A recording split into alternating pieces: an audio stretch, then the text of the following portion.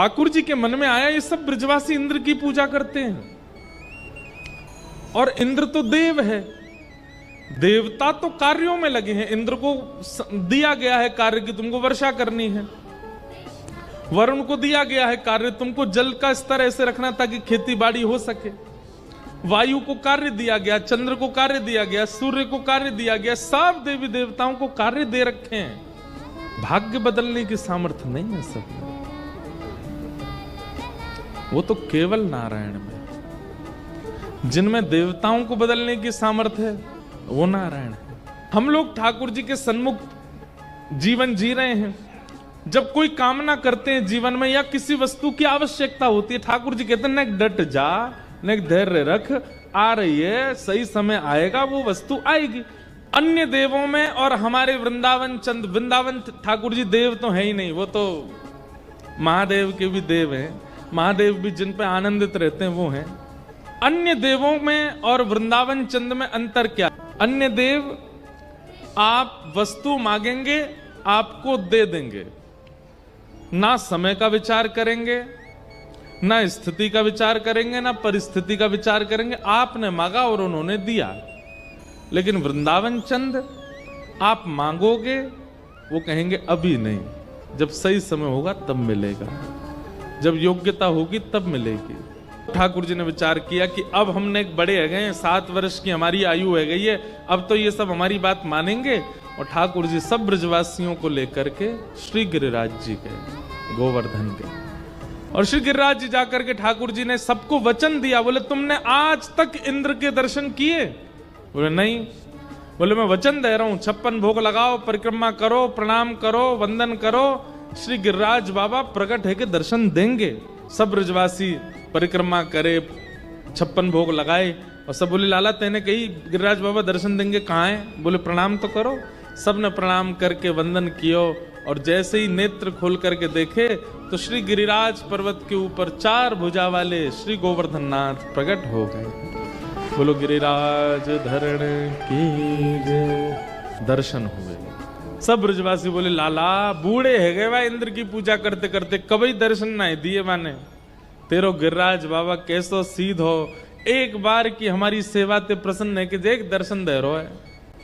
ठाकुर जी बोले अब देरी मत करो, जल्दी ते पूजन करो, और जितनो 56 भोग लाए हो सब भोग लगाओ अपने हाथन से।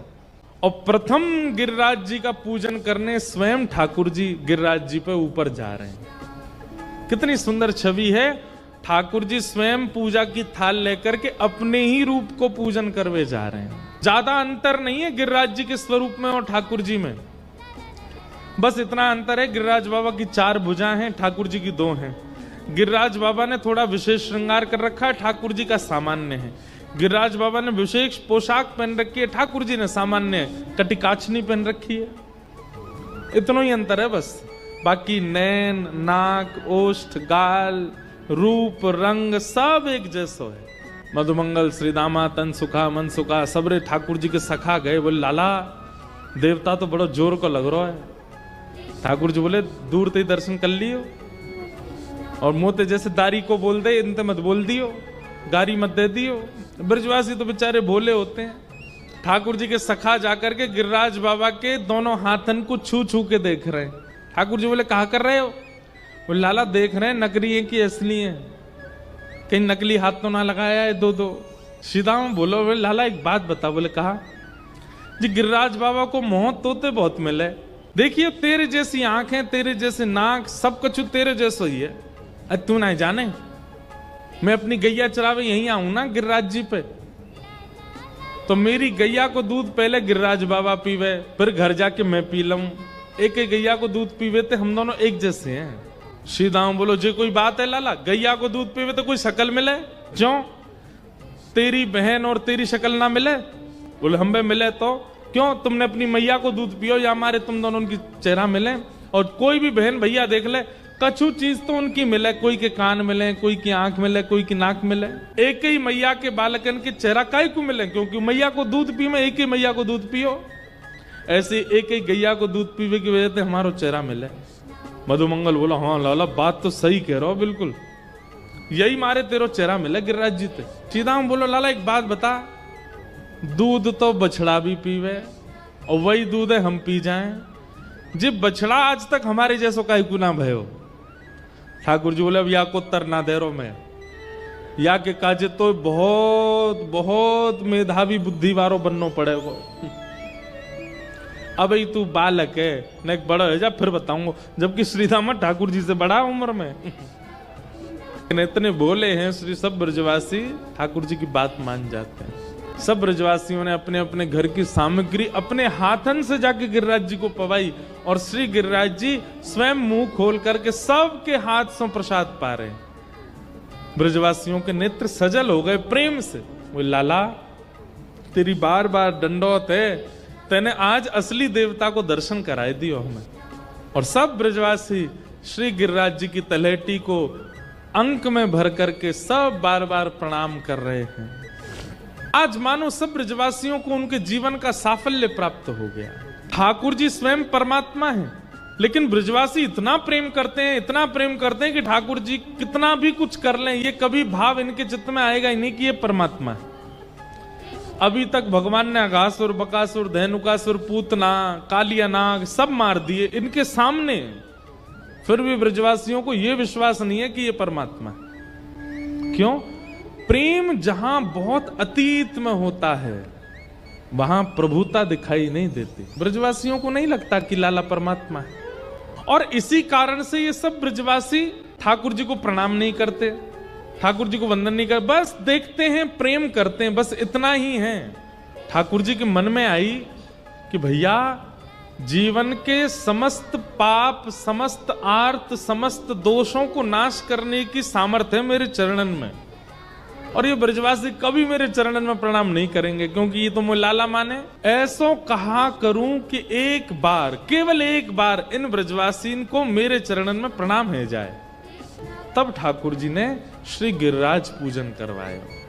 बोले भैया मैं कहूंगा कि मैं परमात्मा हूं तो ये तो कभी ना मानेंगे, लेकिन अपनो ही एक रूप परमात्मा बना के बैठाए दूंगा तो वाह जरूर प्रणाम कर लेंगे, तो वाह से इनके जितने दोष हैं सब नष्ट हो जाएंगे। दूसरी बात, कई ब्रजवासी इतना प्रेम करते हैं ठाकुर जी से कि खेल खेल में कभी धक्का दे दें, कभी ठाकुर जी को घोड़ा बना के खुद चढ़ जाएं ऊपर, ठाकुर जी की चोटी पकड़ लें, चल घोड़ा, ऐसे करें। ठाकुर जी नाराज नहीं होते कि आप उनके साथ ऐसी लीला करो, लेकिन ठाकुर जी के आसपास व्यवस्थित रहने वाली जो योगनियां हैं, जो शक्तियां हैं, कहीं ना कहीं जब आप प्रोटोकॉल तोड़ते हो तो उनको पीड़ा होती है कि भाई ये परमात्मा के साथ ऐसे कैसे कर सकते हैं, उन्हें पीड़ा होती है। और वो यदि दुखी हो जाते हैं तो वो कई बार दंड दे देते हैं। इसलिए ठाकुर जी ने विचार किया कि ब्रजवासी इतनी सहज लीला मेरे साथ करते हैं, कहीं देवियों को, देवताओं को, शक्तियों को, योगनियों को कहीं कष्ट ना हो जाए और वो कहीं इन पर कोई पीड़ा इनको ना दे दें, इसके लिए एक बार इनसे अपने चरणों में वंदन करवा लें, लेकिन मुझे देव मान करके एक बार मेरी पूजा कर लें, तो इनके जो भी दोष होंगे वो दोष नहीं है, प्रेम है। पर ये देवता क्या जाने प्रेम क्या होता है, ये तो दोष ही समझेंगे, वो दोष सारे नष्ट हो जाएंगे। तब ठाकुर जी ने श्री गिरिराज पूजन करवाया। इंद्र को पता चला मेरी पूजा बंद हो गई, इंद्र ने आकाश में मेघमालाओं को भेज दिया कि ब्रज में इतनी वर्षा करो कि पूरा ब्रजमंडल डूब जाए। गड़गड़ करके बादलों ने आक्रमण कर दिया। जैसे ही मूसलाधार बारिश प्रारंभ हुई, सब ब्रजवासी अपने अपने झोला लेकर के भागने लगे। हम तो पहले ही मना कर रहे, इंद्र नाराज है जाएगो, देखो है क्यों नाराज। ठाकुर जी बोले जिनकी शरण में आए हो उन पर विश्वास करो, वो सब विधि रक्षा करेंगे। तब ब्रजवासियों ने श्री गिरिराज जी से प्रार्थना की, और जैसे ही प्रार्थना की, नेत्र बंद करके सबने दंडवत किया, हे श्री गिरिराज जी महाराज हमारी रक्षा करो। 7 कोस लंबे चौड़े गिरिराज पर्वत को 7 बरस के हमारे श्री बाल कृष्ण प्रभु ने अपने बाम हस्त की कन्नी उंगली के नख के ऊपर धारण कर लिया।